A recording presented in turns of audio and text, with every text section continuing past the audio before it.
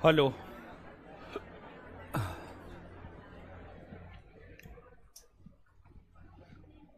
Lakshmi Chaudhary, Manish Yadav, Pankaj Kumar, smart, Bablu, Raman Kumar, कृति सिंह, सबको good evening. हल्ला काहे करते हैं आप लोग? अभी हम पीछे में खड़ा थे, आगे ये वाले सब हल्ला कर रहे थे। पीछे वाला झूठ मूठ का बदनाम है, हल्ला आगे ये वाला करता है। चलिए आप लोग भी, आप लोग ने चचियाते हैं। क्या खा के आते हैं जी?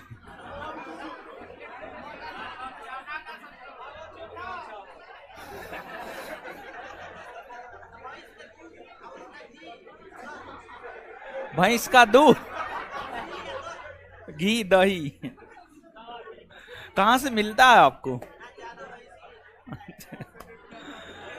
तो घर पे न मिलता होगा, यहां पे कहां मिलता होगा? यहां पे आपको मिलता है?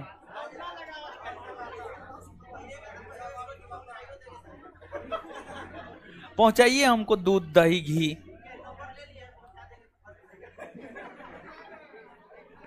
चलिए आ जाइए। अब सबसे पहले रिवीजन कर लेते हैं और इसके बाद जो है जहां तक पढ़े हुए थे वहां से आगे कंटिन्यू हो जाएंगे। आइए फटाफट जवाब दीजिए। पहला क्वेश्चन, बिंदु भद्रसारिया वारी कहां का गवर्नर? उज्जैन। कहां का गवर्नर? तीन चीज ना, सूखी अंजीर, अंगूरी मदिरा और एक दार्शनिक। डायमेकस किसका राज? एंटियोकस प्रथम। एंटियोकस किसका राजदूत बनकर? टॉलमी तृतीय फिलाडेल्फस। टॉलमी तृतीय फिलाडेल्फस। अशोक का शासनकाल कब से कब तक? 272 ईस्वी पूर्व से 232 ईस्वी पूर्व। अशोक का जन्म कब? 304 ईस्वी। कहां? पाटली। अशोक की माता का नाम?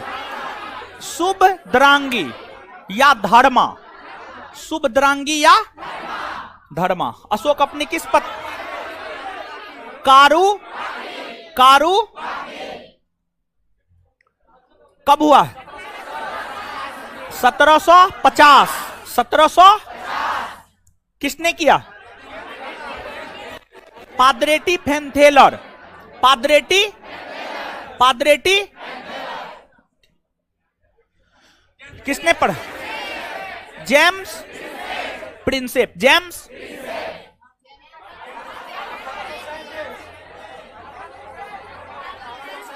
1837। 1837 न लिखवाए।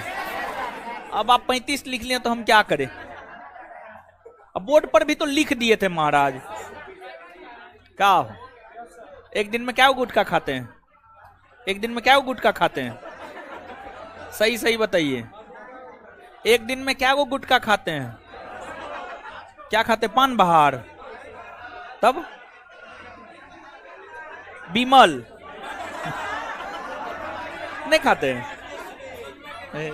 ऐसे कीजिए, ऐसे कीजिए। आप गुटखा खाते हैं, भले आप मानिए या ना मानिए, मत खाइए, गलत चीज है, ठीक है, उससे हानि ही होगा, समझे। अशोक के अभिलेखों में अशोक के लिए देवनाम प्रिय, देवनाम प्रिय और देवनाम प्रियदर्शी का अर्थ क्या होता है? देवता का प्यारा। देवता का प्यारा। भाबरू या बैराग? भाबरू या कब हुआ? 269 ईस्वी, 269 ईस्वी, 261 ईस्वी। थेरी घोष होगा, थेरी घोष के जगह धम घोष।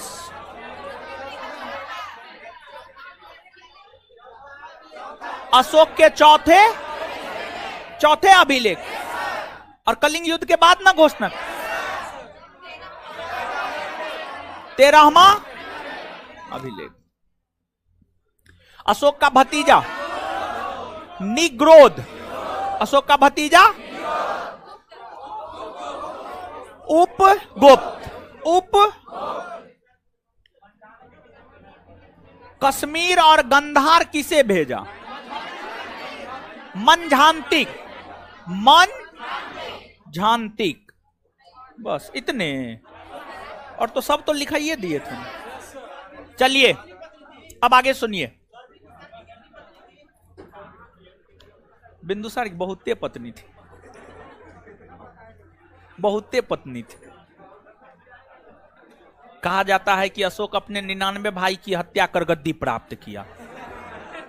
अनुमान लगा लीजिए क्या को बीबी रही होगी।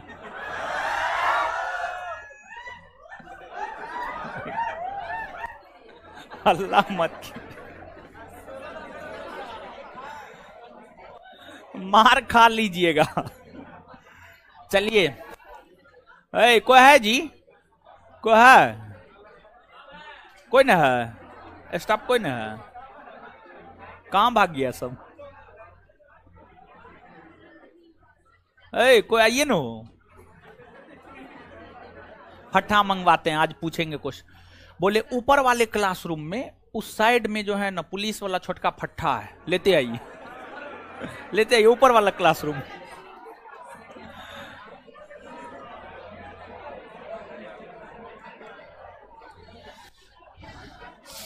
अशोक, सुनिए अब ध्यान से, ध्यान से अब सुनिए, अब शांत हो जाइए, अब बता रहे हैं, अब सुनिए ना।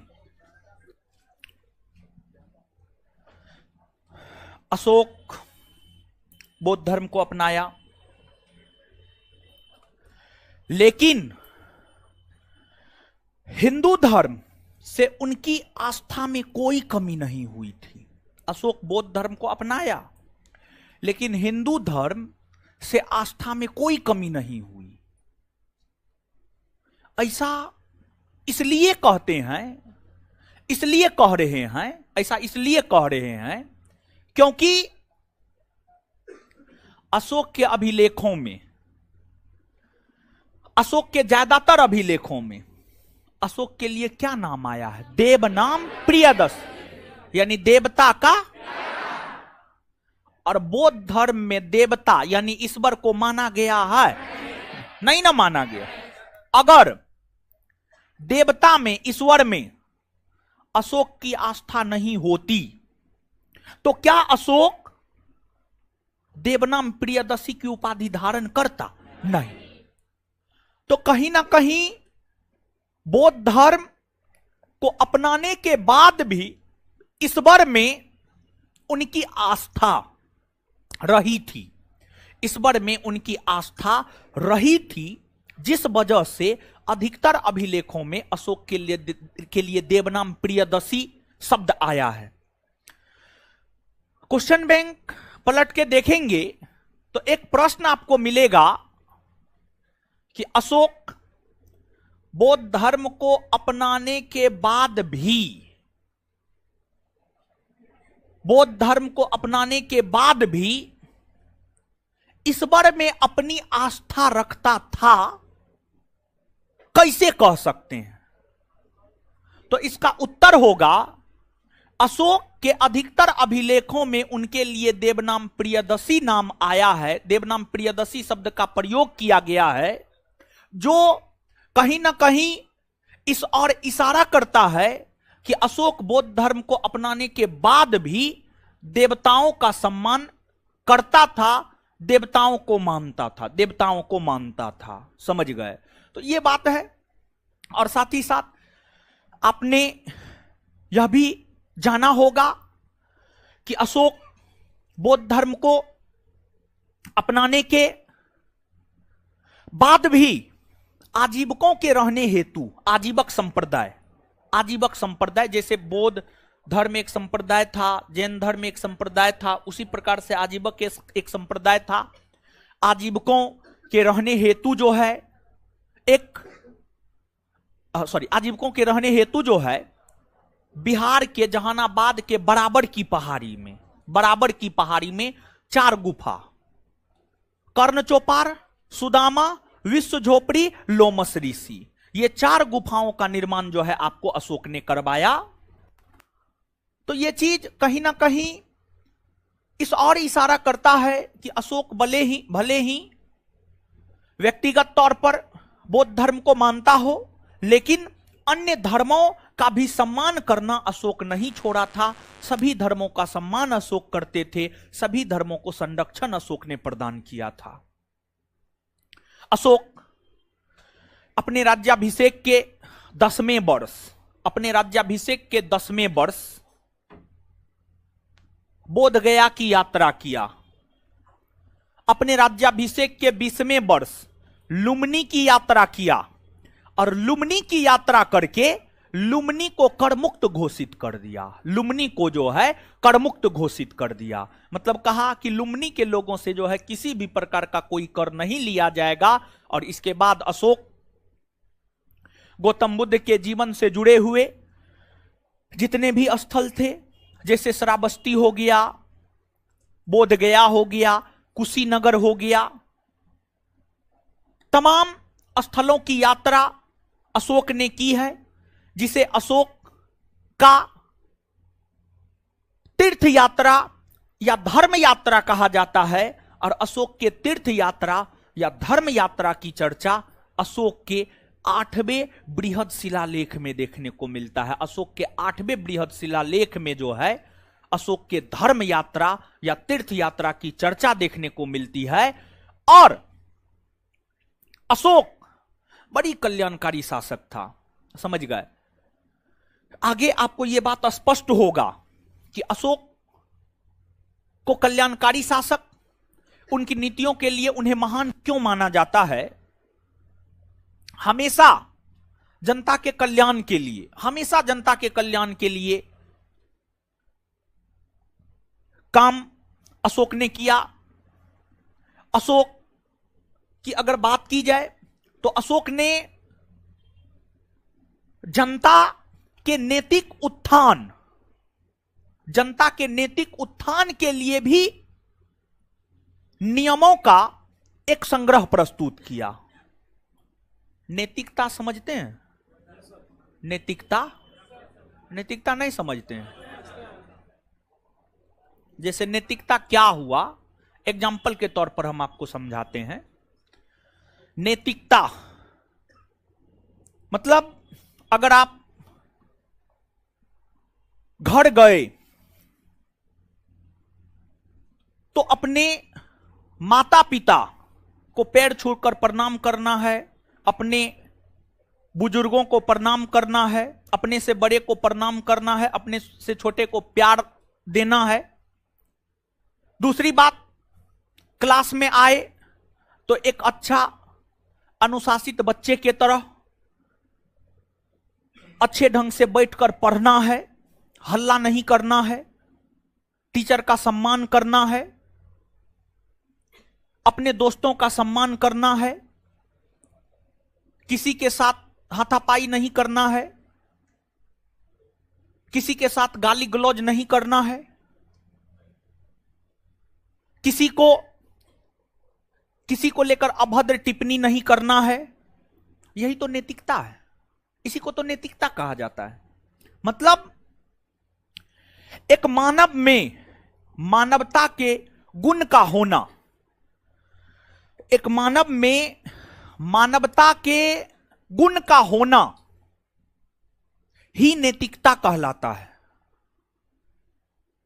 अब ये नहीं घर गए, बाबूजी जितना पैसा मांगे उतना पैसा नहीं भेजे, तो घर गए बाबूजी से मुंह फुला करके बैठे हुए हैं।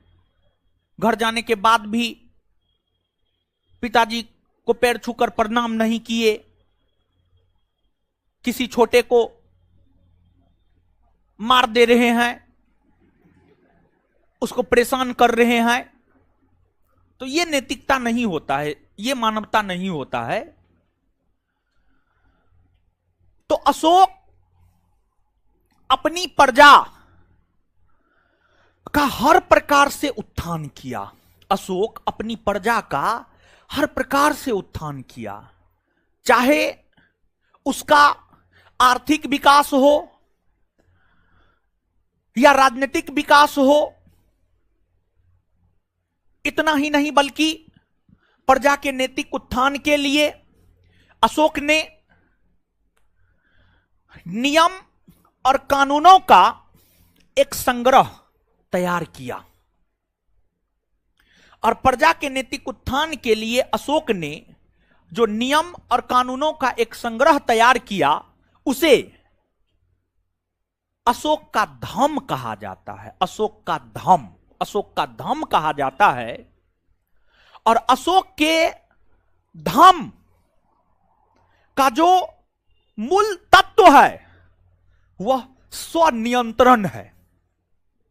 अशोक के धम्म का जो मूल तत्व है, अशोक के धम्म का जो आधारभूत बिंदु है, अशोक के धम्म का जो आधार है, वह स्वनियंत्रण है, सेल्फ कंट्रोल। सेल्फ कंट्रोल, अपने आप पे कंट्रोल का होना, स्वयं के ऊपर कंट्रोल का होना। जैसे आप ही के ऊपर हर कुछ निर्भर करता है। आप चाहे तो किसी को प्यार से भी बोल सकते हैं, आप चाहे तो किसी को गलिया भी सकते हैं, आप चाहे तो किसी का सम्मान भी कर सकते हैं। सब चीज आपके हाथ में है। माता पिता का सम्मान करना भी आपके हाथ में है, माता पिता का सम्मान नहीं करना भी आपके हाथ में है। और देखिए एक बात बताते हैं, अगर आप अपने मां बाप के साथ रहते हैं, ठीक है, अगर आप रहते हैं, मम्मी और पापा के साथ रहते हैं, तो अपने जीवन में देखिए मां बाप का जो ऋण होता है ना, वो एक ऐसा ऋण है ना, आप कुछ भी कर लीजिए, आप उसके ऋण को नहीं चुका सकते। बहुत बड़ा ऋण होता है मां बाप का, समझे। और मां बाप का प्रभाव आप पे बहुत ज्यादा पड़ता है। अगर आप अपने मां बाप के साथ रहते हैं तो सुबह उठ करके मां बाप का पैर छू करके प्रणाम कीजिए। किसी को कीजिए नहीं कीजिए, मां बाप को जरूर कीजिए, समझ गए। एक इस चीज का विकास आप अपने अंदर निश्चित तौर पर कीजिए। या अगर आप घर जाते हैं तो घर पे जितना दिन रहते हैं उतना दिन आप जरूर कीजिए। या पटना में रहते हैं तो फोन से भी जो है 1 मिनट तो लगेगा, 1 से 2 मिनट, मम्मी प्रणाम, पापा प्रणाम। उसका जो इफेक्ट पड़ता है ना, जानते हैं, बहुत जबरदस्त इफेक्ट पड़ता है। उसके इफेक्ट को आप अभी नहीं समझ पाएंगे। जब आपका समय गुजर जाएगा ना, जब आप में बौद्धिक विकास हो जाएगा कि मां बाप क्या है, तब आपको यह सब बात समझ में आएगा। तो किसी का सम्मान कीजिए नहीं कीजिए, ठीक है, मां बाप का सम्मान एकदम बहुत कीजिए। जितना हो सकता है उससे ज्यादा कीजिए मां बाप का सम्मान, समझे। अरे मां बाप का पैर छूना है जी, कोई दूसरे का पैर थोड़े छूना है कि शर्माना है या कुछ भी। एक बार आप करके तो देखिए, और देखिए आप में ऑटोमेटिक एकदम जबरदस्त विकास होगा। आपके हर क्षेत्र में, आपके बुद्धि में, आपका दिमाग सब बढ़ जाएगा जी, समझ गए। आप जो भोथर हो जाते हैं दिमाग से, आपको जो चीज याद नहीं होता है, एक बार आप करके तो देखिए। और जानते हैं, जब कुछ भी काम नहीं करता है तो कहा जाता है दुआ काम करता है। और कलयुग है ये, कलयुग में कोई आपके लिए सही दुआ नहीं करता है, सब आपके लिए गलत दुआ करता है, सिवाय आपके मां बाप के, सिवाय आपके मां बाप के। इसलिए उसका आशीर्वाद लीजिए, उसका दुआ लीजिए कि जब गलत समय हो तो वो दुआ काम में आ जाए, समझ रहे हैं हम क्या बोल रहे हैं? समझ गए? तो अशोक अपने प्रजा के नैतिक उत्थान के लिए कानूनों का जो एक संग्रह तैयार किया, उसी को अशोक का धम्म कहा गया। और अशोक के धम्म नीति का मूल आधार स्वनियंत्रण, सेल्फ कंट्रोल। और अशोक दूसरे को ज्ञान दे रहे हैं स्वनियंत्रण, सेल्फ कंट्रोल का। और अशोक स्वयं भी बहुत सेल्फ कंट्रोल्ड इंसान थे। कैसे? तो अशोक के अभिलेख को जब आप विस्तार पूर्वक पढ़ेंगे तो अशोक अपने छठे वृहद शिलालेख में आत्मनियंत्रण या स्वनियंत्रण की बात करते हैं। और अशोक वहां पर घोषणा करते हैं कि मैं जहां भी रहूं या मैं कहीं भी रहूं, मैं अपने आवास में विश्राम कर रहा हूं या मैं भोजन कर रहा हूं या मैं कुछ भी कर रहा हूं, कहीं भी हूं, अगर कोई चीज जनता के कल्याण से संबंधित है, जनता के हित से संबंधित है, जनहित से संबंधित मुद्दा है, तो उसको लेकर हमारे अमात्य, हमारे मंत्री हमसे कभी भी मिल सकते, कभी भी मिल सकते हैं, कहीं भी मिल सकते हैं, कभी भी मिल सकते हैं। और अशोक यहां तक के हैं कि अगर मैं अपनी रानी के साथ विश्राम भी कर रहा हूं और बात जनहित की हो, तो उस समय में भी हमारे अमात्य, हमारे मंत्री हमसे आकर के मिल सकते हैं। तो अशोक स्वयं सेल्फ कंट्रोल्ड इंसान थे, स्वनियंत्रित इंसान थे। और इसलिए अशोक स्वनियंत्रण या आत्मनियंत्रण की शिक्षा भी देते हैं। अशोक धम्म में, अशोक की धम्म की जब आप व्याख्या करेंगे तो अशोक ने प्रजा के नैतिक उत्थान के लिए प्रजा को कुछ आदेश दिया है कि आप में क्या क्या गुण होना चाहिए। पहली बात अशोक ने कहा सत्यवादिता, यानी सत्य बोलना है, झूठ नहीं बोलना है, सत्य बोलना है। मृदुता, यानी मीठा बोलना है, मतलब अच्छी अच्छी बातें करनी है, अच्छी अच्छी बातें बोलनी है। पवित्रता, दयालुता, करुणा, दान, कल्याण, यानी आप दानी होना चाहिए। आप हमेशा सभी के कल्याण के विषय में सोचने वाला प्राणी होना चाहिए। अगर आप में ये तमाम गुण आ जाते हैं तो आपका नैतिक उत्थान हो गया, आपका नैतिक उत्थान हो गया। यही अशोक का धम्म है। और अशोक जिसको लेकर सबसे ज्यादा विख्यात रहा है वह अशोक का अभिलेख है। क्या है? अभिलेख। और अशोक के अभिलेख से ही हमें अशोक के विषय में तमाम प्रकार की जानकारियां प्राप्त होती है। तो आगे अशोक के अभिलेख की चर्चा विस्तार पूर्वक हम आपके साथ करेंगे, लेकिन उससे पहले कुछ चीज जो परीक्षा के लिहाज से यहां तक महत्वपूर्ण है उसको नोट डाउन कीजिएगा, फिर आगे बताएंगे। लिखिएगा,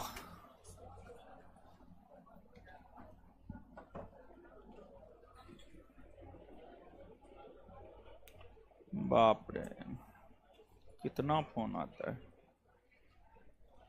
लीजिए वो फोन रिसीव कीजिएगा।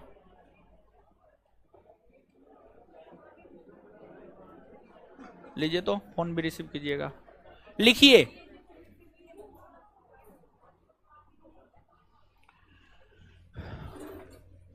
अशोक अशोक भले ही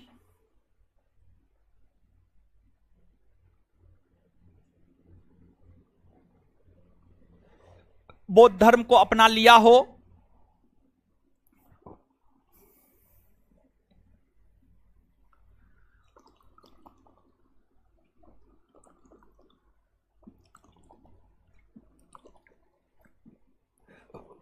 अशोक भले ही बौद्ध धर्म को अपना लिया हो, लेकिन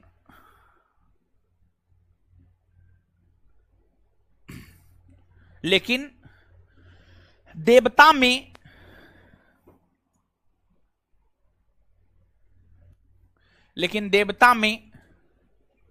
उनकी आस्था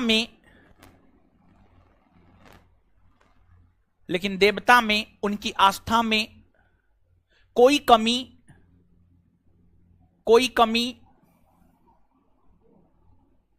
कमी नहीं आई थी,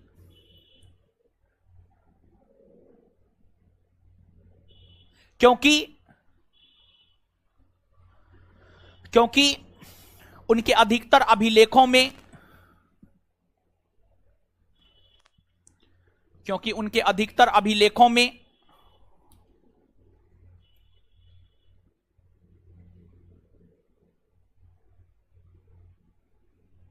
देवनाम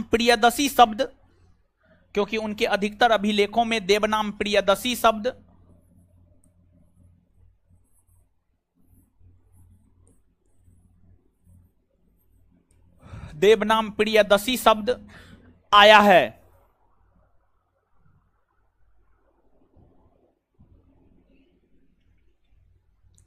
नेक्स्ट पॉइंट, अशोक ने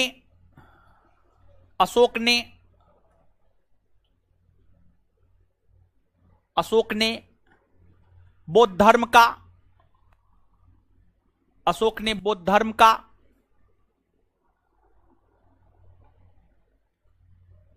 अंतरराष्ट्रीयकरण किया,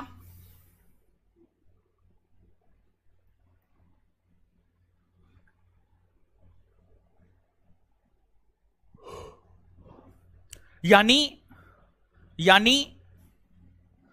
अशोक के समय में ही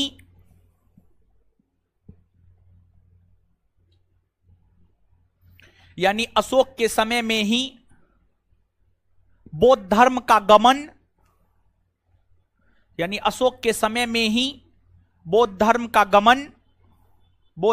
गमन नेपाल, श्रीलंका,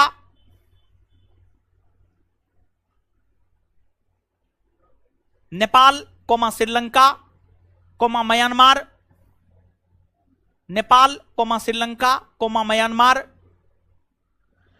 इत्यादि जैसे देशों में हुआ।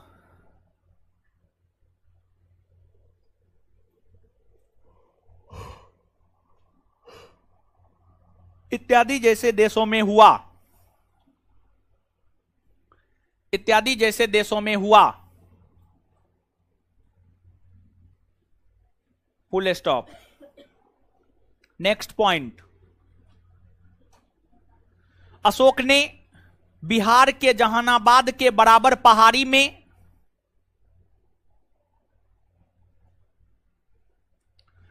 अशोक ने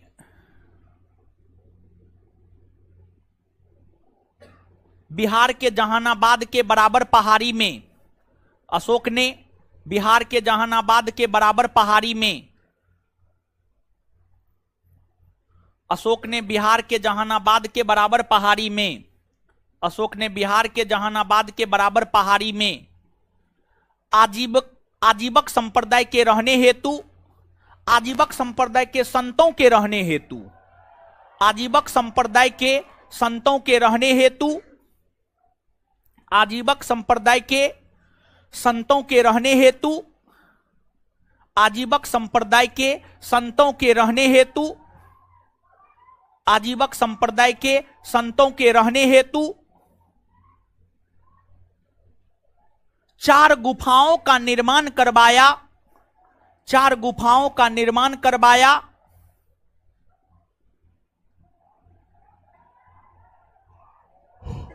चार गुफाओं का निर्माण करवाया जो निम्न है। 4 गुफाओं का निर्माण करवाया जो निम्न है। 4 गुफाओं का निर्माण करवाया जो निम्न है। 4 गुफाओं का निर्माण करवाया जो निम्न है। 1 नंबर में लोमस ऋषि,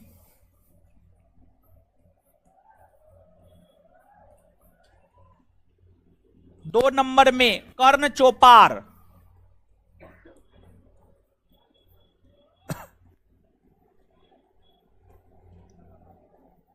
3 नंबर में विश्व झोपड़ी, 4 नंबर में सुदामा, 4 नंबर में सुदामा। लोमस ऋषि 1 नंबर में, 2 नंबर में कर्ण चौपार, 3 नंबर में विश्व झोपड़ी, 4 नंबर में Sudama. Full stop, full stop.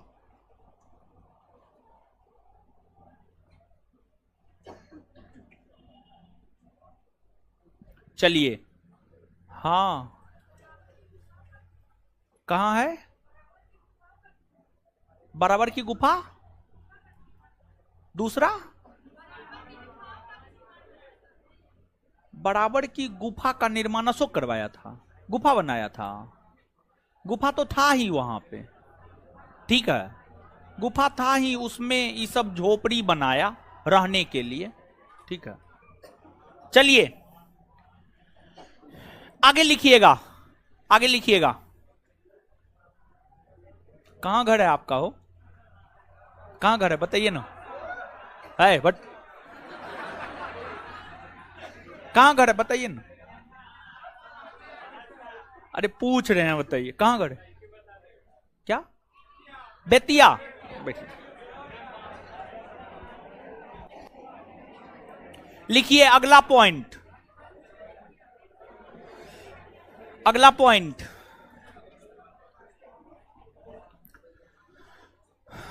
Ashok ने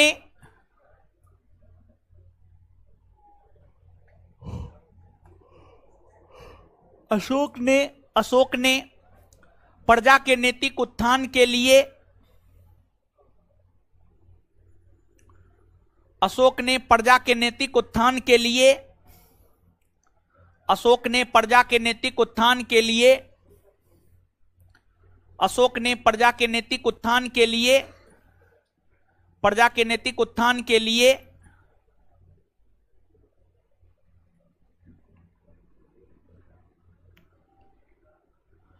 कानूनों का एक संहिता प्रस्तुत किया, कानूनों का एक संहिता प्रस्तुत किया, कानूनों का एक संहिता प्रस्तुत किया,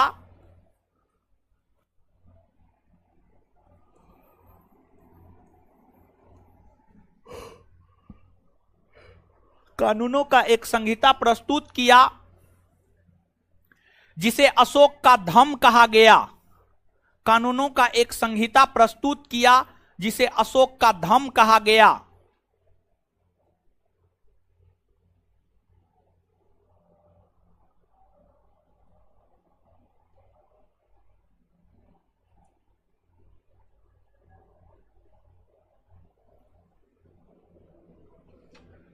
फुल स्टॉप। उसी लाइन में धम्म की परिभाषा अशोक ने, धम्म की परिभाषा अशोक ने, हाँ उसी में धम्म की परिभाषा अशोक ने बोध ग्रंथ,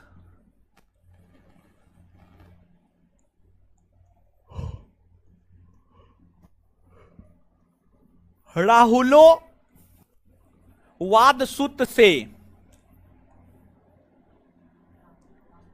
धम्म की परिभाषा अशोक ने, धम्म की परिभाषा अशोक ने बोध ग्रंथ राहुलो वाद सूत्र से, धम्म की परिभाषा अशोक ने बोध ग्रंथ राहुलोवाद सुत से,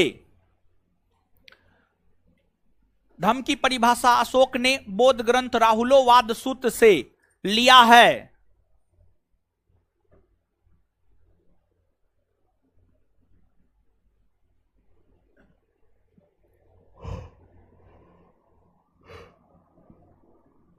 अशोक के धम्म नीति के मूल में,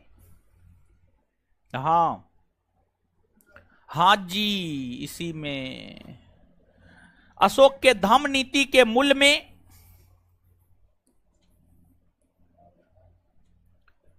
आत्मनियंत्रण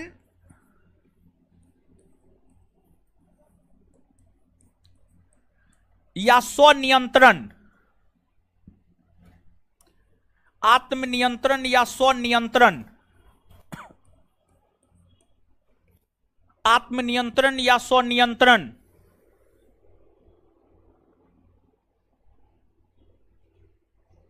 है।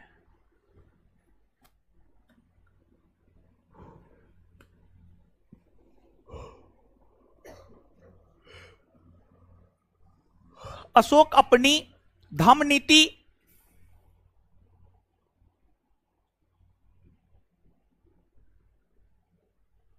की व्याख्या करते हुए, अशोक अपनी धम्म नीति की व्याख्या करते हुए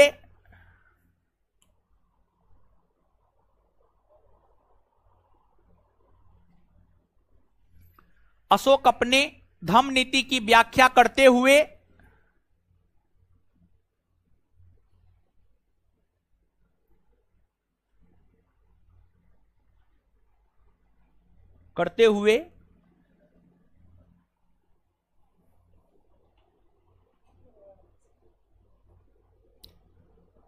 सत्यवादिता, सत्यवादिता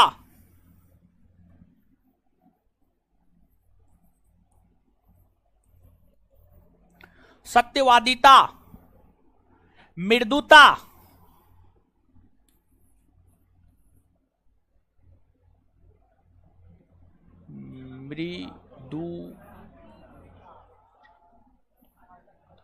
मृदुता, पवित्रता,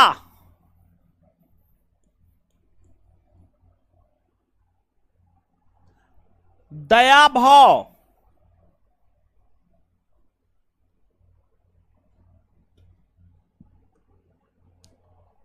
दान भाव,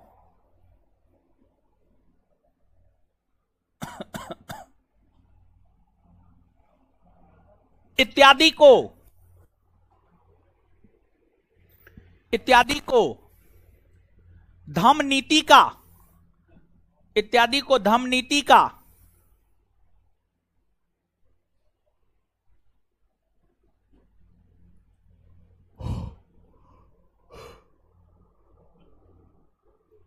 अंग बताया है।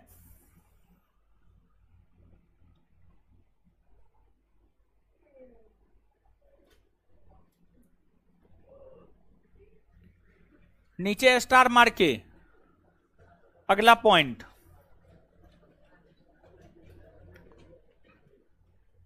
अशोक अपने राज्याभिषेक के 10वें वर्ष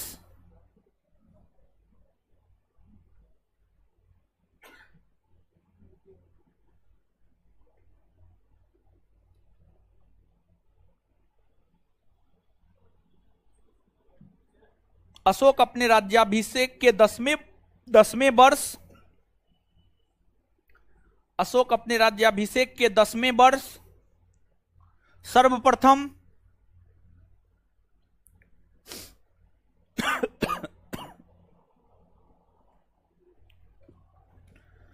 बोधगया की यात्रा किया।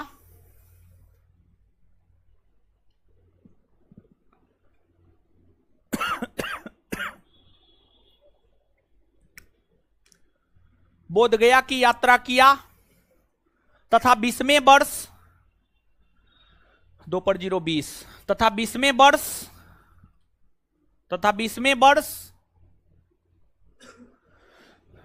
वर्ष रमजान शुरू हो गया जी? हैं? कब से? कल से? चैत नवरात्रा शुरू हुआ कल से ना? बीता हुआ कल से शुरू होगा। शुरू हुआ है ना? बीता हुआ कल से शुरू हुआ।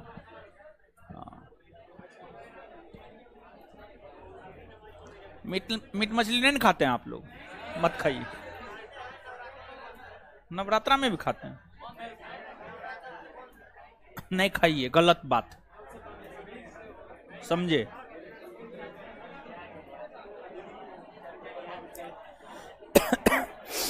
अशोक अपने राज्याभिषेक के 10वें वर्ष सर्वप्रथम बोध गया की यात्रा किया तथा 20वें वर्ष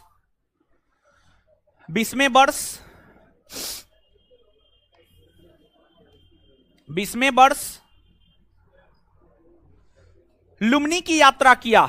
लुम्नी नहीं लिखेंगे हम, इससे पहले लिखे होंगे कभी ना कभी। लुम्नी की यात्रा किया। लुम्नी की यात्रा किया। लुम्नी की यात्रा किया। लुम्नी की यात्रा किया। इस यात्रा क्रम के दौरान इस यात्रा क्रम के दौरान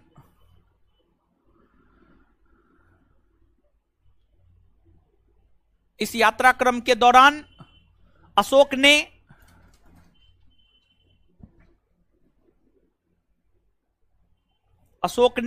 लुम्नी को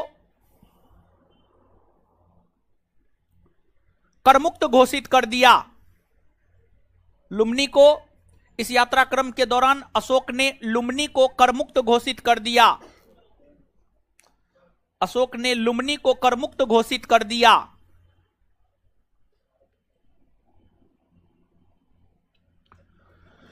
चलिए, ये उसका धार्मिक जीवन हुआ, ठीक है। तो उसके प्रारंभिक जीवन के विषय में देख लिए, धार्मिक जीवन के विषय में देख लिए।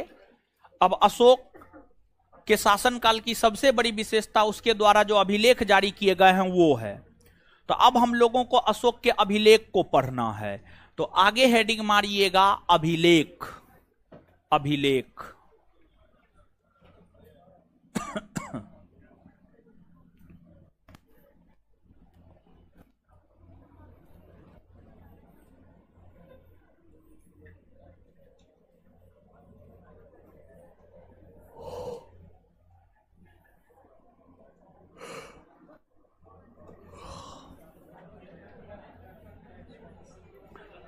अशोक के अभिलेख सुनिए।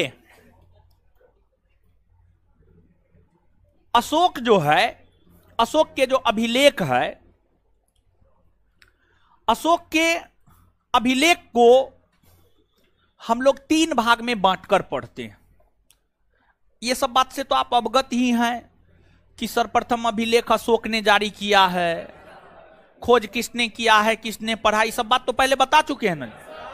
तो सीधा आइए, अशोक के अभिलेख को हम लोग 3 भाग में बांटकर पढ़ते हैं।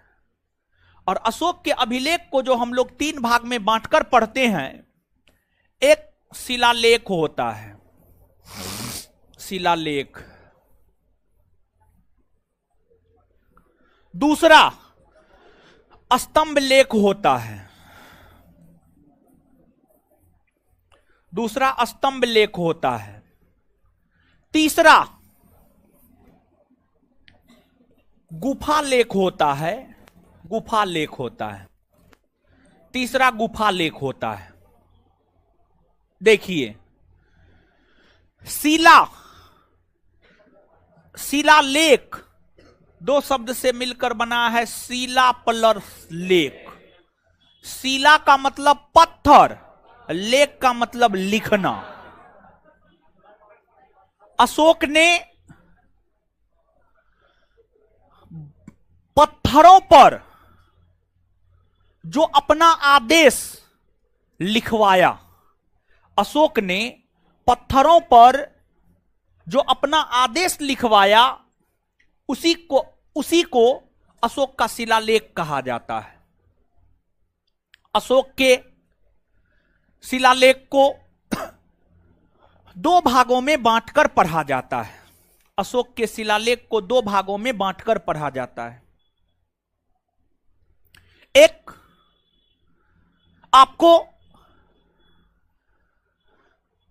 बृहद शिलालेख, एक लघु शिलालेख।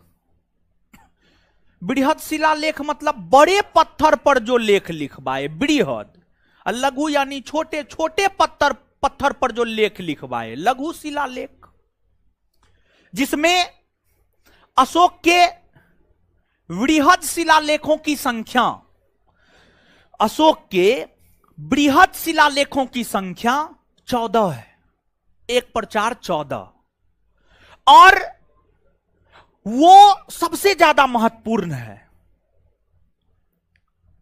क्वेश्चन बैंक पलट करके देखेंगे तो जो 14 बृहद शिलालेख है उसमें किस प्रकार के आदेश अशोक ने दिए हैं, वही बात आपसे आपके परीक्षा में पूछा जाता है। तो अशोक के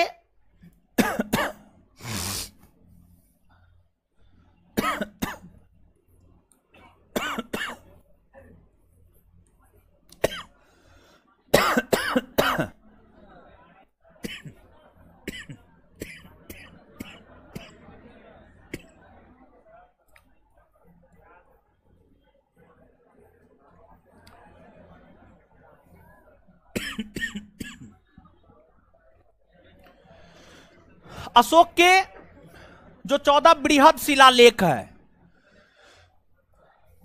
उस 14 बृहद शिलालेख में जो अशोक का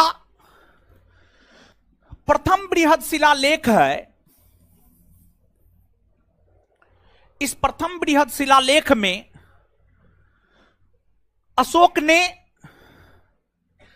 पशु बलि की निंदा की है। पशु बलि की निंदा देखिए, जैसे आज हम लोग अपने देवी देवता, अपने कुल देवता या मां दुर्गा या अन्य देवी देवता को खुश करने के लिए पशुओं का बलि देते हैं। जैसे आपको दुर्गा पूजा में बकरी, खस्सी, बकरी, हाँ वही ठीक है। अरे बकरी में ना खस्सी आता है, खस्सा आता है जी।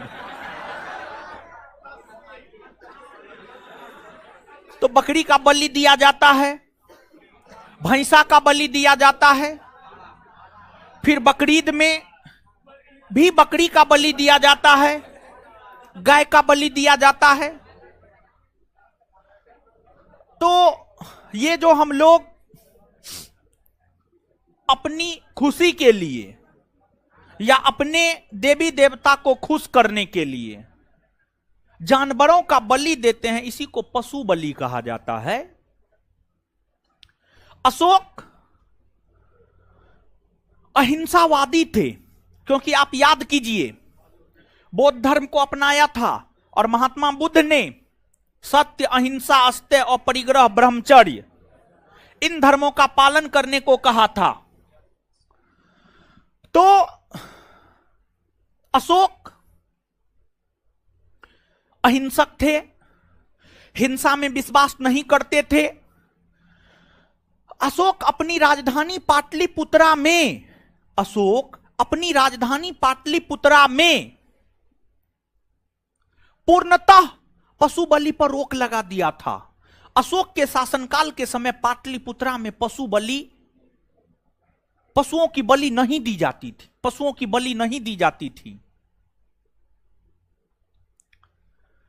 इतना ही नहीं बल्कि प्रथम बृहद शिलालेख में ही अशोक ने यह भी घोषणा किया है कि सभी मनुष्य मेरे संतान हैं। मतलब देखिए, कोई भी इंसान हो, हम हो, आप हो या कोई भी हो, सबको अपना संतान बहुत प्यारा होता है, दूसरे का संतान प्यारा नहीं होता है। अपना संतान बहुत प्यारा होता है। जैसे आप भी, अभी तो शादी विवाह आपका नहीं हुआ होगा, हो गया है तो अच्छी बात है। देखिए देखिए देखिए, अभी तुरंत थोड़ा देर पहले नैतिकता समझाए। यानी 5 मिनट में नैतिकता तेल लेने चला गया। हे भगवान, कौन मिट्टी के बने हुए हैं आप लोग? काली मिट्टी या दोमट मिट्टी?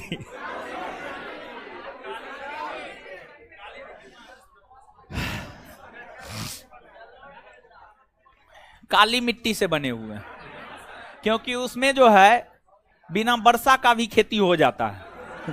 तो आप लोग बिना वजह का भी हल्ला करते हैं। चलिए, तो मतलब अशोक यह दिखाना चाहता था कि हमारे लिए जितना प्रिय हमारा अपना संतान है, उतना ही प्रिय हमारे लिए हमारी प्रजा है, हमारी प्रजा है। हम अपनी हर प्रजा को अपने संतान की भांति मानते हैं। तो इसकी चर्चा प्रथम बृहद शिलालेख में है, फिर द्वितीय बृहद शिलालेख है। द्वितीय बृहद शिलालेख में अशोक ने यह घोषणा किया है कि अशोक ने चिकित्सालय का निर्माण करवाया है। चिकित्सालय, पीएमसीएच एक चिकित्सालय है। जैसे चिकित्सालय का मतलब मेडिकल, हॉस्पिटल, जो भी कहना है अपना कहिए, हॉस्पिटल, अस्पताल। पूरे भारतवर्ष में अस्पताल का निर्माण करने वाला प्रथम शासक अशोक को माना जाता है। और अशोक ने मानव के लिए ही नहीं बल्कि पशुओं के लिए भी चिकित्सालय का निर्माण करवाया। और दूसरी बात यह है कि अशोक के जो पड़ोसी राज्य थे, ऐसे तो अशोक का साम्राज्य कश्मीर से लेकर कर्नाटक तक फैला हुआ था, लेकिन कर्नाटक के दक्षिणी भाग में केरल, तमिलनाडु के क्षेत्र को तमिलकम प्रदेश कहते हैं। और अशोक जब शासक थे तो उस समय तमिलकम प्रदेश में संगम वंश का शासन था। संगम वंश का शासन था और संगम वंश के अंतर्गत चेर, चोल, पांड, ये 3 राजवंश के शासकों ने शासन किया था। तो अशोक का समकालीन जो उसका पड़ोसी राज्य था, चेर, चोल, पांड, उसकी भी चर्चा द्वितीय बृहद शिलालेख में देखने को मिलती है। उसकी भी चर्चा द्वितीय बृहद शिलालेख में देखने को मिलती है। यहां तक चीजों को लिखिए, फिर आगे बताएंगे, लिखाएंगे। लिखिए,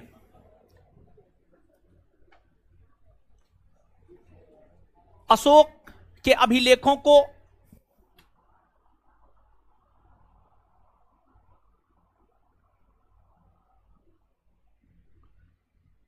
अशोक के अभिलेखों को 3 भाग में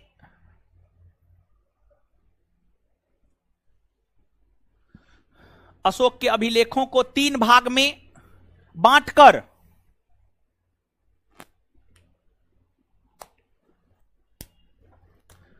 अशोक के अभिलेखों को 3 भाग में बांटकर पढ़ा जाता है।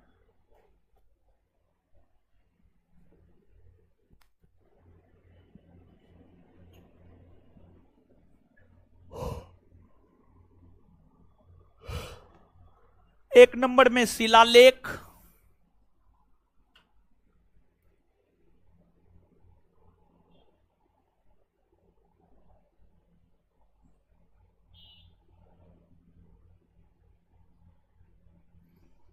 एक नंबर में शिलालेख, 2 नंबर में स्तंभ लेख,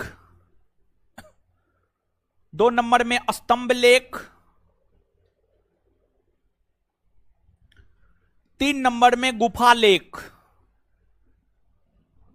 3 नंबर में गुफा लेख, 3 नंबर में गुफा लेख। अब 1 नंबर में शिलालेख,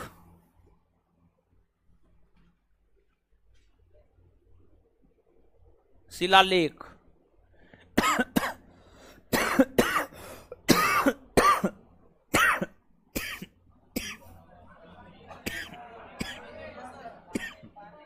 लिखिए,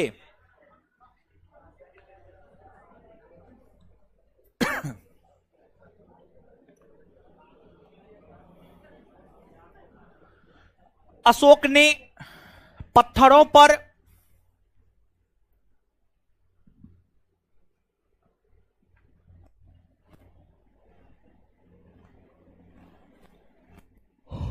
अशोक ने पत्थरों पर लेख लिखवाकर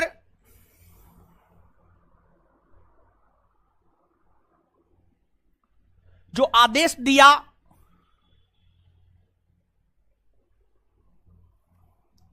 जो आदेश दिया उसे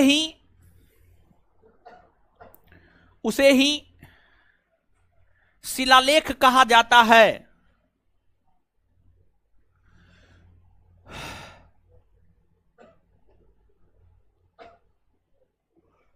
फुल स्टॉप, उसी में कंटिन्यू। शिलालेख 2 प्रकार के होते हैं। शिलालेख 2 प्रकार के होते हैं। एक में बृहद शिलालेख, 2 में लघु शिलालेख। एक में बृहद शिलालेख, 2 में लघु शिलालेख। एक में बृहद शिलालेख, 2 में लघु शिलालेख। लघु शिलालेख, उसी में कंटिन्यू। बृहद शिलालेखों की संख्या 14 है, जो निम्न है। बृहद शिलालेखों की संख्या 14 है, जो निम्न है।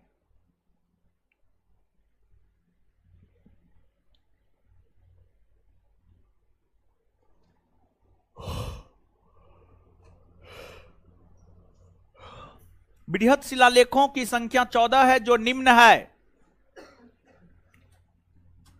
1 नंबर में प्रथम बृहद शिलालेख। 1 नंबर में प्रथम बृहद शिलालेख।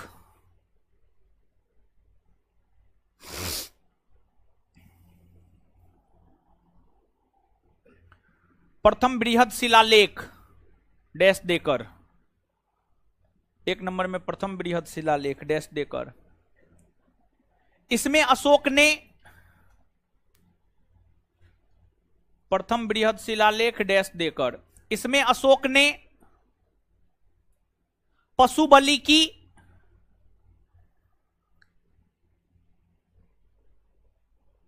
निंदा की है।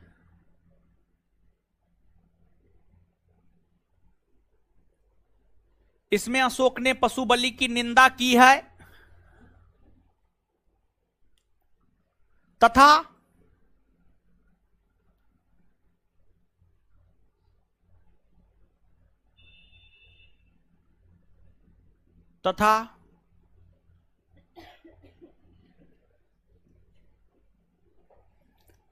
यह भी घोषणा किया है कि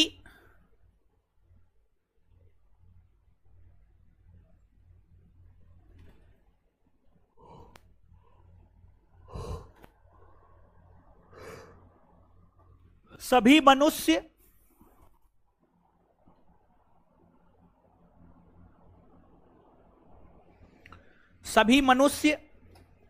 मेरे संतान हैं।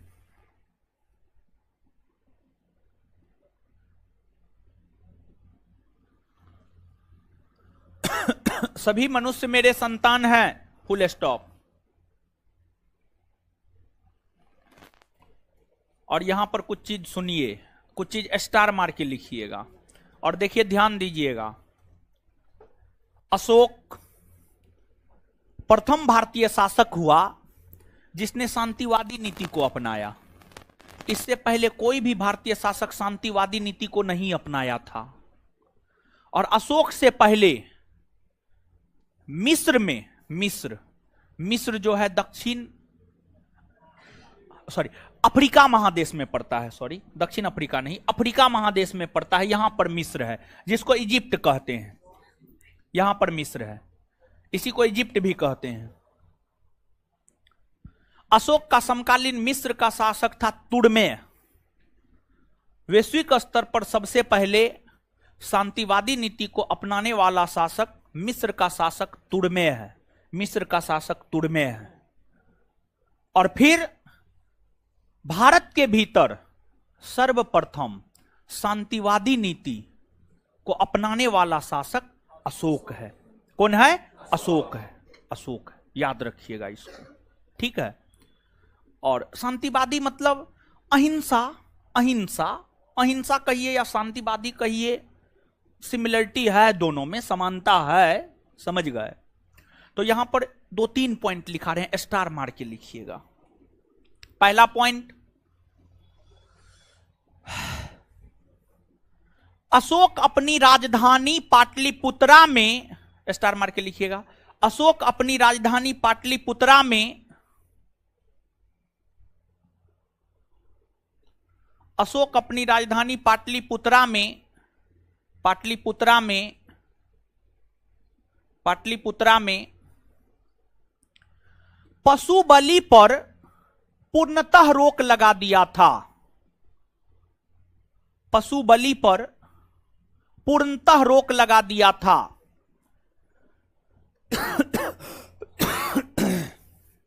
पशु बलि पर पूर्णतः रोक लगा दिया था।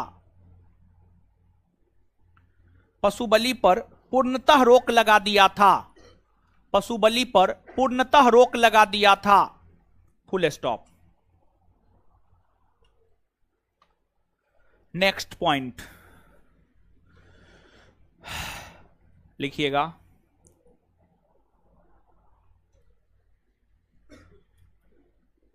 मिस्र के शासक तुर्मे की भांति, बोर्ड पे लिख देते हैं, चिंता मत कीजिए, तुर्मे पहली बार आया है इसलिए लिख दे रहे हैं। मिस्र के शासक तुर्मे की भांति तुरमय, मिस्र के शासक तुर्मय की भांति अशोक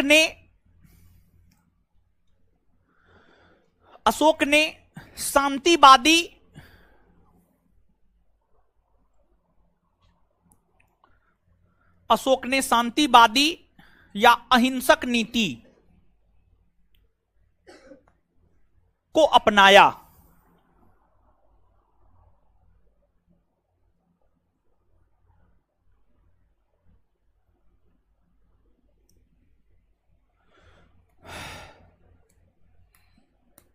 चलिए अब 2 नंबर में हेडिंग मारिए, द्वितीय बृहद शिलालेख। द्वितीय बृहद शिलालेख,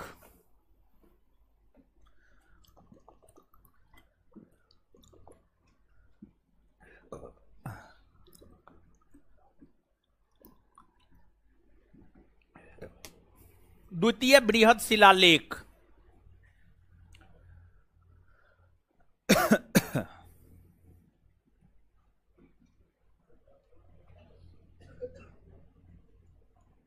इस शिलालेख में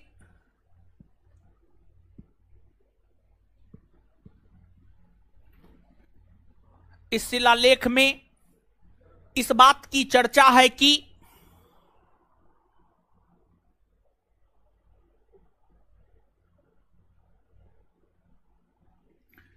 इस शिलालेख में इस बात की चर्चा है कि इस शिलालेख में इस बात की चर्चा है कि चर्चा है कि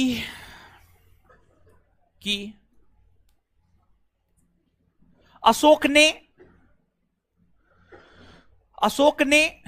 पशु चिकित्सालय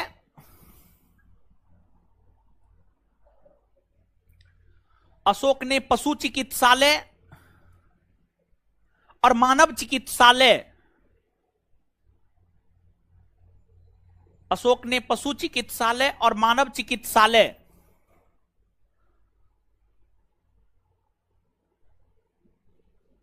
का निर्माण करवाया।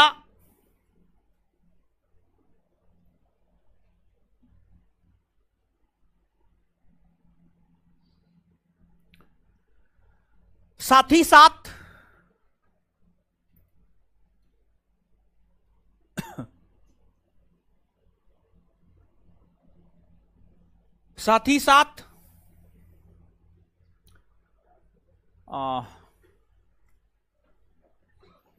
अशोक के समकालीन पड़ोसी राज्य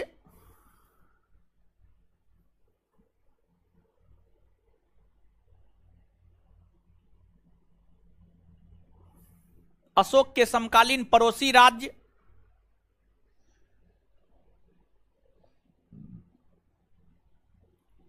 अशोक के समकालीन पड़ोसी राज्य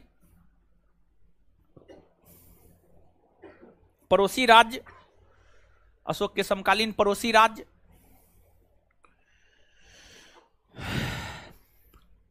चेर, चोल और पांड्य चेर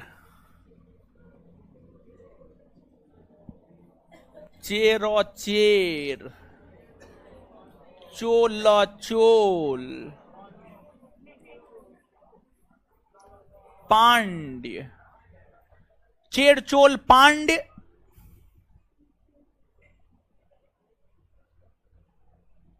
की भी जानकारी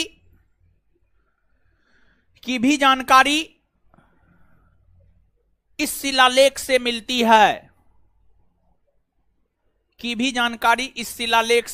है।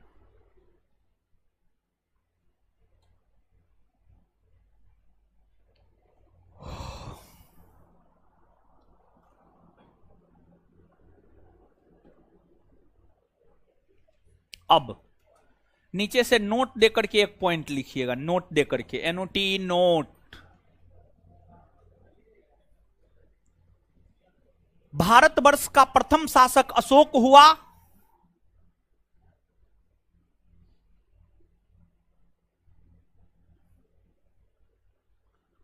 भारतवर्ष का प्रथम शासक अशोक हुआ जिसने भारतवर्ष का प्रथम शासक अशोक हुआ जिसने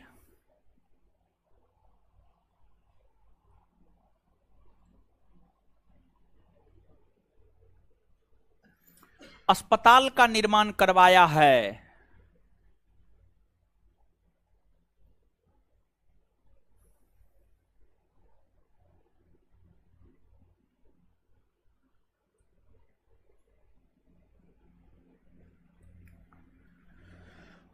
देखिए, आपको जो है, जैसे आप पढ़ रहे हैं ना, आप पढ़ रहे हैं तो आपको कॉपी पे पूरा फोकस करना है। कॉपी अगर आप कर लेते हैं तो आपको जो है, हमको नहीं लगता है कि और दूसरा चीज करने की जरूरत है। और आप तो फाउंडेशन बैच के बच्चे हैं, और अब फाउंडेशन बैच में हम पहले क्वेश्चन नहीं करवाते थे, अब हम भी फाउंडेशन बैच में क्वेश्चन करवाने लगे हैं। बिट्टू सर तो शुरुए से करवा रहे हैं, हम क्वेश्चन आंसर दे देते हैं, करवाते ना है, ठीक है। तो अब सोचे करवा देते हैं, ठीक है। पहले विद्यार्थी भी कम ना रहता था, अब ज्यादा विद्यार्थी रहता है, तो अब सोचे हैं क्वेश्चनों करवा देंगे। तो इतिहासों में क्वेश्चन होगा आपका, आपको धैर्य नहीं खोना है, और प्राचीन का जो है अभी वाला क्वेश्चन नहीं लेना है, समझ गए।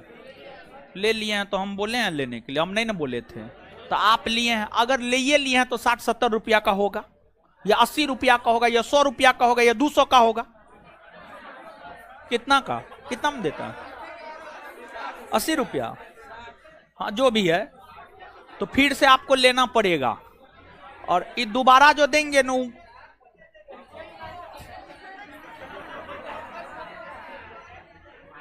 क्या बोल रहे हैं?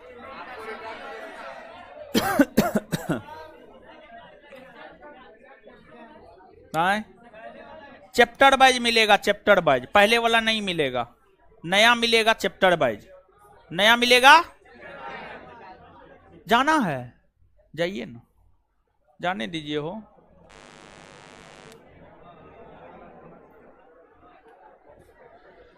समझ गए? चैप्टर वाइज दिलवाएंगे, 1 रुपया 2 रुपया में फोटो स्टेट के दुकान से निकल जाएगा, आराम से निकाल लीजिएगा, समझे? तो 1 रुपया का क्या कुछ होगा आपको? समझे? तो और ये बात बोल रहे थे कि देखिए ऐसे तो आपको कॉपी के अलावा और जो क्वेश्चन करवा देंगे उसके अलावा कुछ भी करने की जरूरत ना है, लेकिन देखते हैं बहुत अपना ही विद्यार्थी, आप ही लोग में से कुछ जो है लुसेंट एसपीडी घटना चक्र के पीछे भागते हैं। ठीक है, लुसेंट एसपीडी घटना चक्र के पीछे भागते हैं आप लोग। तो अब जो है ना, आप लोगों के लिए, आप जो पढ़ रहे हैं,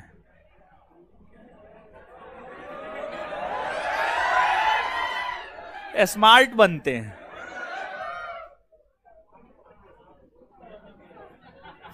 बतिया रहा था, बताइए कौन थी? हैं? काहे फोन काहे रिसीव करते हैं? दूध के लिए।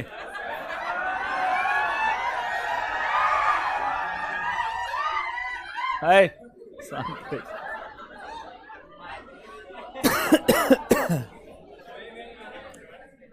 फोन रिसीव करना गलत बात है, समझ गए? सुनिए, अरे सुनिए ना महाराज। हाँ, क्या बोल रहे थे? हाँ, बोल रहे थे ये बात कि आप लोगों को,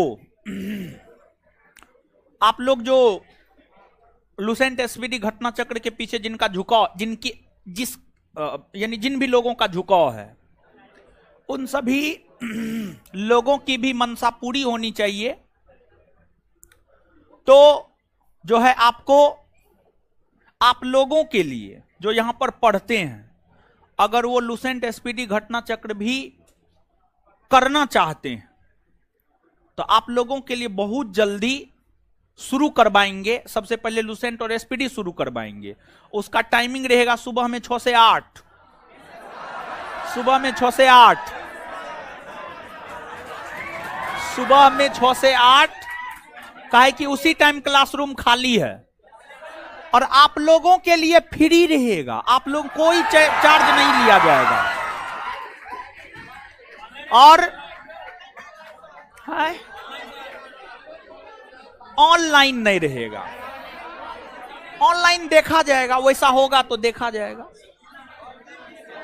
आप लोगों के लिए फ्री रहेगा और किसी के लिए नहीं। तो वो भी अपना इधर, आप अपना इधर सिलेबस भी इधर भी कंप्लीट कर लीजिएगा और उधर भी कर लीजिएगा। देखिए कोचिंग, देखिए कोचिंग की अगर आप बात करेंगे, 2 लक्ष्य था हम लोगों का।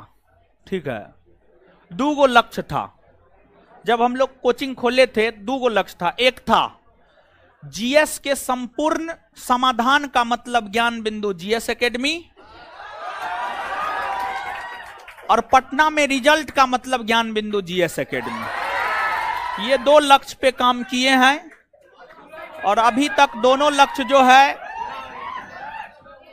लगभग प्राप्त किए हैं, समझ गए? तो अब इसमें जो है आप लोग जो लुसेंट एसपीडी घटना चक्र के पीछे भागते हैं, वो सब आप लोग के लिए फ्री में हम करवा देंगे, फ्री में, समझ गए? फ्री। लुसेंट और एसपीडी सुबह में 6 से 8 बजे के बीच में चलेगा। अप्रैल में शुरू होगा, अप्रैल में, समझ गए? ये नवरात्रा और रमजान के बाद लगभग मान करके चलिए आप, समझ गए? सुबह में 6 से 8, क्लियर है? हाँ, ये आप अपना करते रहिए। वो जो है उसमें क्या बोल, वो कैसे होगा, वो जब होगा तब पता चलेगा। चलिए, ऑनलाइन नहीं होगा, ओनली ऑफलाइन। चलिए अब आगे आइए। ये सुविधा सिर्फ ऑफलाइन छात्रों को रहेगा, ऑनलाइन नहीं, सिर्फ ऑफलाइन छात्र को रहेगा। और जिनका ऑफलाइन एडमिशन है उन्हीं को एंट्री भी दिया जाएगा, और उसके लिए आपको कार्ड लेकर के आना होगा अपना फाउंडेशन बैच का, मतलब आप संस्थान के हैं, ये प्रूफ रहना चाहिए। ऐसे नहीं, ऐसे होगा तब तो बड़ी दिक्कत हो जाएगा, इतना भीड़ होगा कि हम संभालिए नहीं पाएंगे, समझे। अब इसके बाद द्वितीय शिलालेख के, द्वितीय बृहद शिलालेख के बाद जो है अगला है तृतीय बृहद शिलालेख।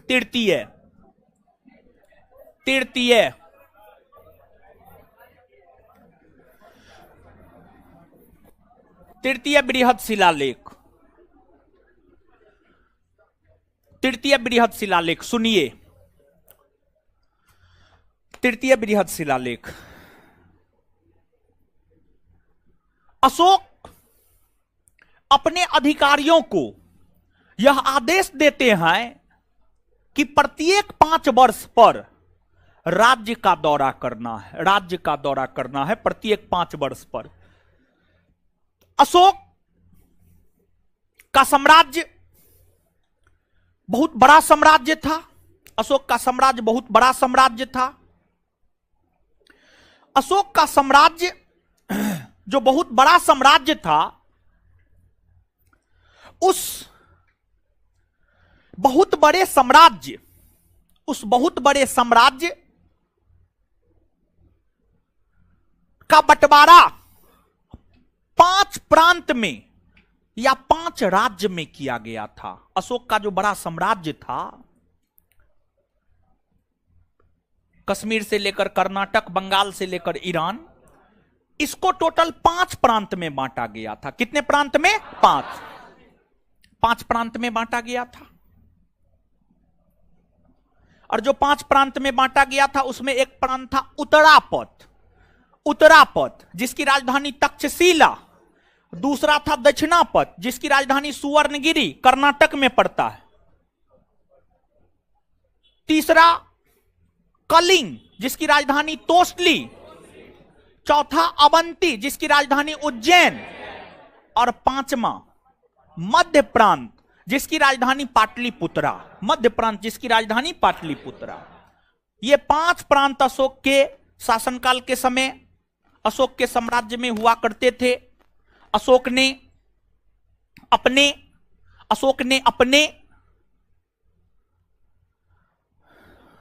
अपने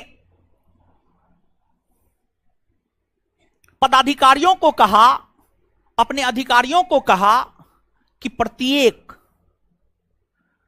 प्रत्येक 5 वर्ष पर सभी पदाधिकारियों को राज्य के दौरा पर जाना है और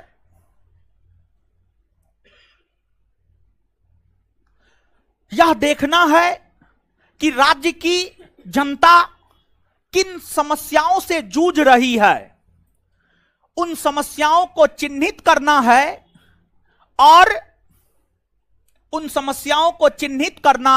और लोगों को समस्या से निजात दिलाना है। इसकी घोषणा अशोक ने अपने तृतीय या तीसरे बृहद शिलालेख में किया है। फिर इसके बाद चतुर्थ बृहद शिलालेख। चतुर्थ बृहद शिलालेख में अशोक ने भेड़ी घोष के जगह धम घोष की घोषणा किया है। मतलब अशोक ने यह कहा है कि भौतिक तौर पर यानी युद्ध के माध्यम से राज्यों को नहीं जीतना है, बल्कि धर्म के माध्यम से राज्य को जीतना है। इसी को भैरी घोष के जगह धम घोष कहा जाता है। तो नीचे से लिखिएगा तृतीय बृहद शिलालेख।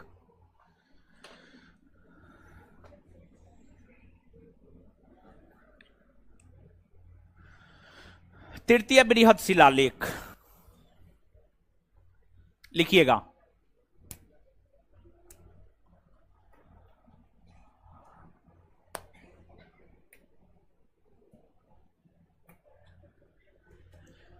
इसमें अशोक ने अपने अधिकारियों को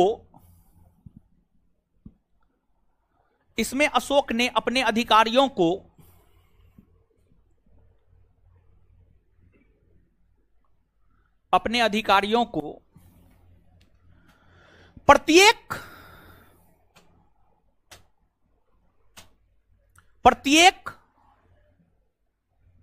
5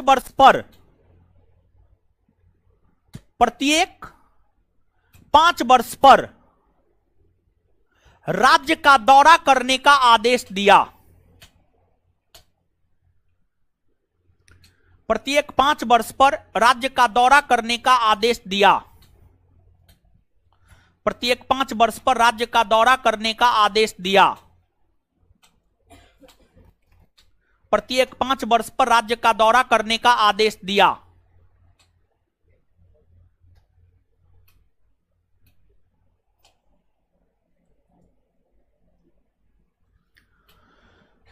नीचे से स्टार मार के लिखिएगा।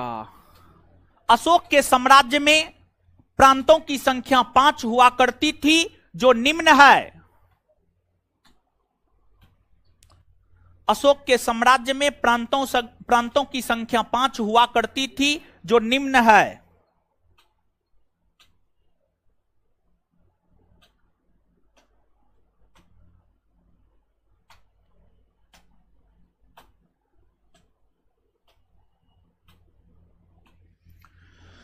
अशोक के साम्राज्य में प्रांतों की संख्या 5 हुआ करती थी जो निम्न है।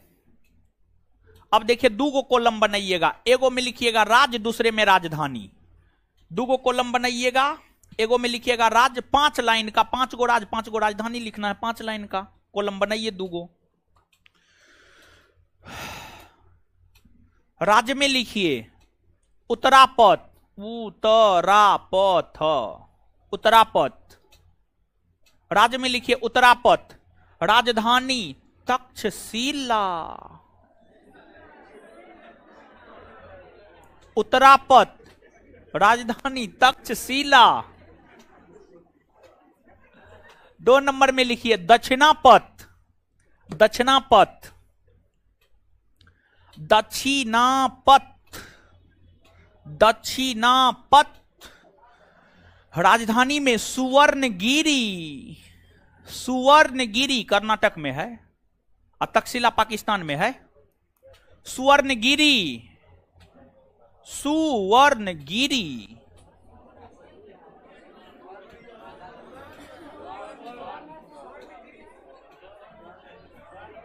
3 नंबर में कलिंग।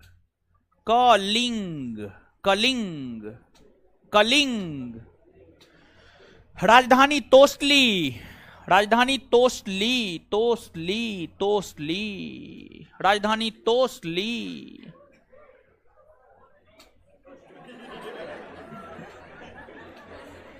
आपका दांत तोड़ देंगे, आप तुतला हो जाइएगा। आगे अवंती, अवंती, अवंती, अवंती, अवंती, अवंती। उज्जैन, उज्जैन, उज्जैन। 5वें मध्य प्रांत। राजधानी पाटलिपुत्रा। राजधानी पाटलिपुत्रा।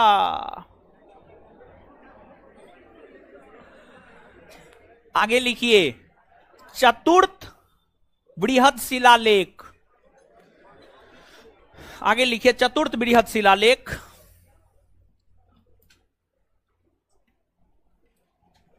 चतुर्थ बृहद शिलालेख।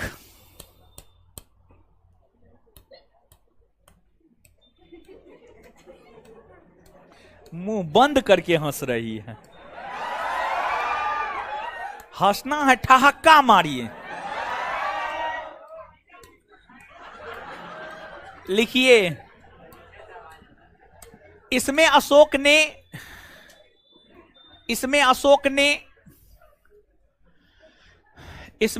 ने भेड़ी घोष के जगह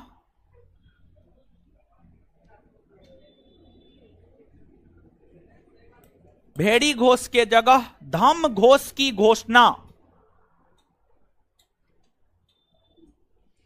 इसमें अशोक ने भेड़ी घोष के जगह धम्म घोष की घोषणा किया है। खूब मजा लेते हैं ना।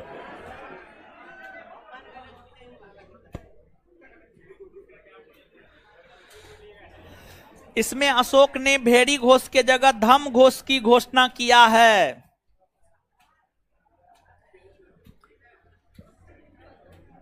अब आगे हेडिंग मारिए, चतुर्थ तो हो गया। पांचवा बृहद शिलालेख, पांचवा बृहद शिलालेख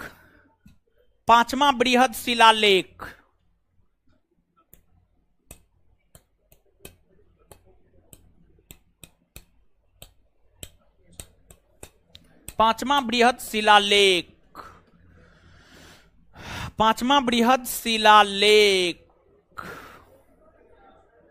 बताए नहीं ना। देखिए, अशोक जो है प्रजा के नैतिक उत्थान के लिए धम्म लागू किया था, है? प्रजा के नैतिक उत्थान के लिए धम्म। तो अशोक ने प्रजा के नैतिक उत्थान के लिए जो धम्म की संकल्पना प्रस्तुत की थी, उस धम्म के प्रचार को लेकर, यानी मानव में दयालुता, मृदुता, दया भाव, दान भाव, पवित्रता, सत्यवादिता के प्रचार को लेकर धम्म महामात्र की नियुक्ति की गई थी। धम्म महामात्र की नियुक्ति की गई थी। मतलब जैसे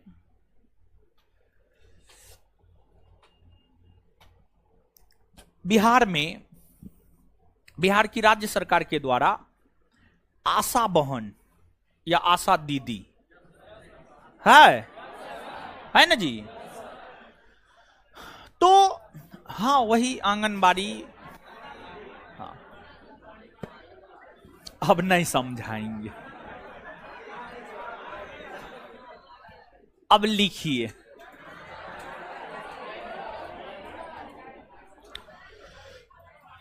इसमें धम्म महामात्र की नियुक्ति, धम्म महामात्र की नियुक्ति की चर्चा है।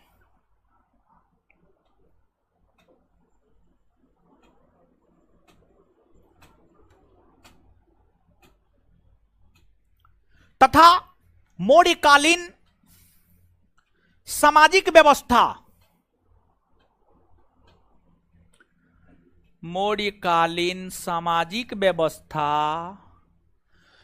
और वर्ण व्यवस्था के विषय में भी जानकारी,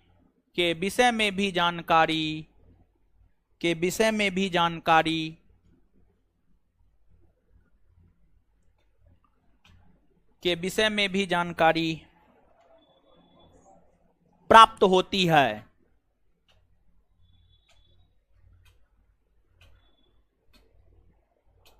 गुरुजी लोग पढ़िए तो, जितना लिखाए हैं आज पढ़िए, पढ़ने बोल रहे हैं। पढ़िए जल्दी। अरे देखिए देखिए देखिए, टूल वाला को देखिए देखिए, एकदम निर्लज पतित है, बेगो वाला निर्लज पतित है, बेहया है, निकम्मा है। बैठिए।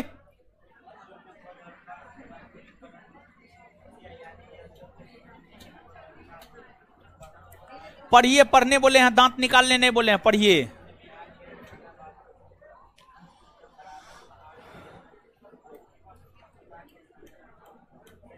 देखिए देखिए, जो निकल रहा है वो निर्लज है, पतित है।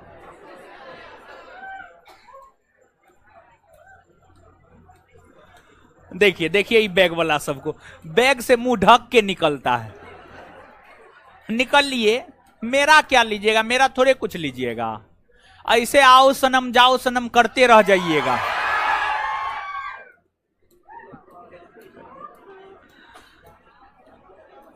लड़की लोग भी चचियाती है वो।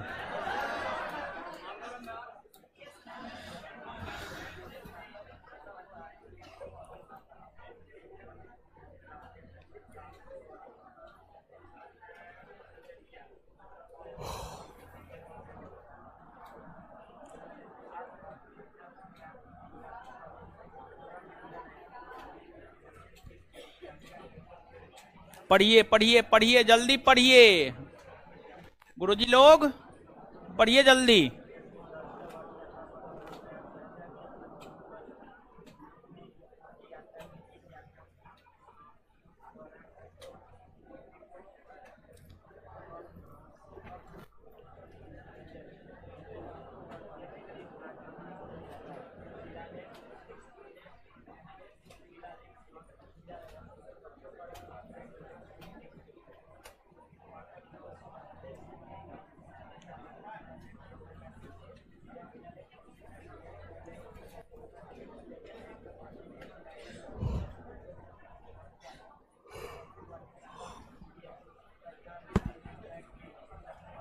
पढ़ लिए जी। आइए आइए आइए आइए, देखिए ये टोपी वाला को, देखिए ये टोपी वाला को, मुंह देखिए ना उसका, मुंह तो अपने जैसा होगा।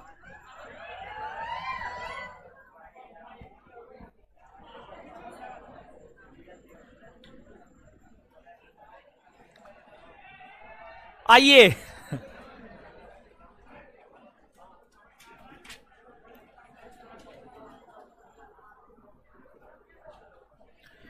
अशोक भले ही बौद्ध धर्म को स्वीकार कर लिया हो, लेकिन क्या इस बार में उनका प्रेम कम हुआ?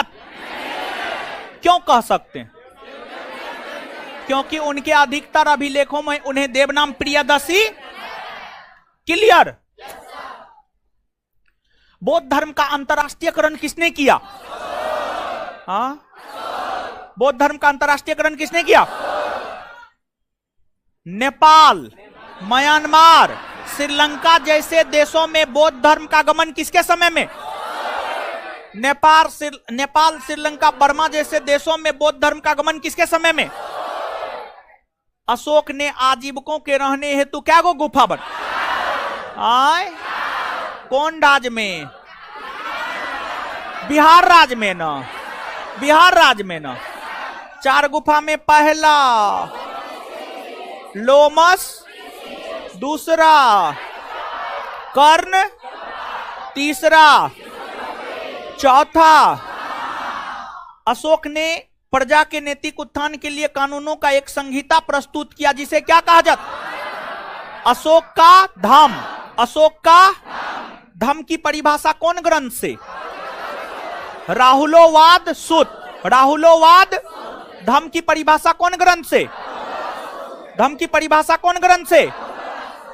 अशोक के धम्म नीति के मूल में क्या है? आत्मनियंत्रण। आत्मनियंत्रण या सो। धम्म के मूल नीति में क्या है? अशोक अपने राज्याभिषेक के 10वें वर्ष कहां? बोध। अब 20वें वर्ष कौन गांव को कर मुक्त घोषित कर दिया? अशोक के अभिलेख को कितने भागों में बंट? हाँ, पशु बलि की निंदा कौन बृहद शिलालेख? सभी मनुष्य मेरे संतान है। अशोक ने किस क्षेत्र में पशु बलि पर पूर्णतः रोक लगा दी? पाटली। शांतिवादी नीति अशोक अपनाया था। और मिस्र के शासक तुर्मे भी ना। अशोक से पहले शांतिवादी नीति मिस्र के शासक तुर्मे ने, अशोक से पहले कौन अपनाया था? आए पशु चिकित्सालय मानव चिकित्सालय की चर्चा दूसरा में ना। पड़ोसी राज, पड़ोसी राज, भारतवर्ष में प्रथम शासक जिसने अस्पताल का निर्माण करवाया। आए अशोक ने किस शिलालेख में अपने अधिकारियों को प्रत्येक 5 वर्ष पर राज्य का दौरा करने का? आए तीसरा ना। अशोक के समय प्रांतों की संख्या, उत्तरापथ की राजधानी, उत्तरापथ, दक्षिणापथ, दक्षिणापथ, कलिंग, कलिंग, अवंती, अवंती, मध्य प्रांत, मध्य प्रांत, भेड़ी घोष के जगह धम घोष की घोष। हाँ भेड़ी घोष के जगह धम घोष। आए धम महामात्र की नियुक्ति, धम महामात्र की नियुक्ति। होमवर्क भी कुछ दिए थे नहीं? हीरो साहब हमको निकलने दीजिए तब निकलिएगा। धन्यवाद।